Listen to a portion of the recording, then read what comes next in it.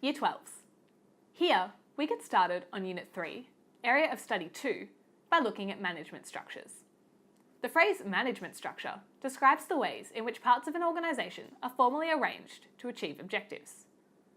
This topic can be broken down into traditional and non-traditional management structures, and, more specifically, the types of structures that can be adopted, including the functional, division, network, and matrix structures.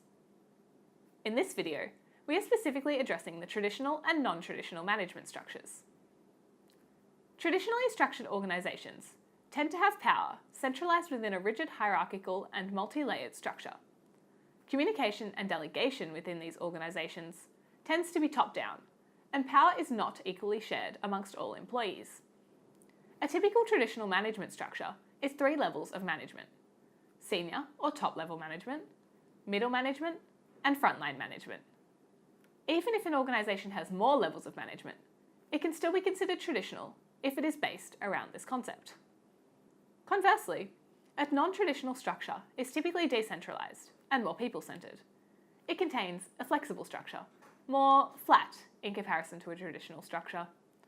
Communication and delegation channels are agreed upon by the employees and are more likely to be two-way. Let's look at a possible question for this topic. List and explain the responsibilities of 3 levels of management typically found in a traditional management structure. 6 marks.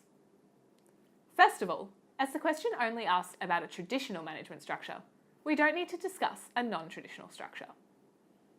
Secondly, the question asks students to list and explain.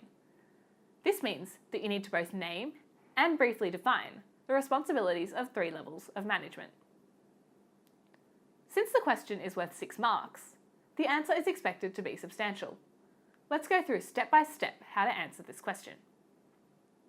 To start off, provide an introductory statement regarding traditional management structures. Then, address top-level or senior management's responsibilities within a traditional management structure. Then, follow with the explanation of the middle management's responsibilities. Finally, end with the lowest level of management, frontline management, and explain their responsibilities. Here's what a sample response might look like. A traditional management structure is made up of 3 levels: top level or senior, middle, and frontline. This provides a chain of command, lines of communication, positions of accountability, and responsibility of an organisation. Senior management, sometimes called top level, is made up of the board of directors and the chief executive officer, or CEO. The responsibilities of this level of management is to develop the mission, vision, and values statement for the organisation, so that they are able to decide the ways in which the organisation will operate. Strategic planning is another responsibility, which refers to long-term planning from 3 to 5 years, which could include the setting of organisation-wide objectives. Middle management includes department heads, divisional heads, plant managers, and store managers. The responsibilities of this level of management include tactical planning, which is medium-term planning that lasts from 1 to 2 years. Examples of this can include the creation of financial budgets. Middle management also has the responsibility of implementing objectives, strategies, or visions set out by the top-level management. Frontline management is the lowest level of management, made up of team managers, supervisors, and team leaders. This level undertakes short-term planning over a daily, weekly, or monthly basis. Examples of these plans could include employee rosters. Frontline management also has the responsibility to implement the goals, objectives, and strategies created by the upper levels of management.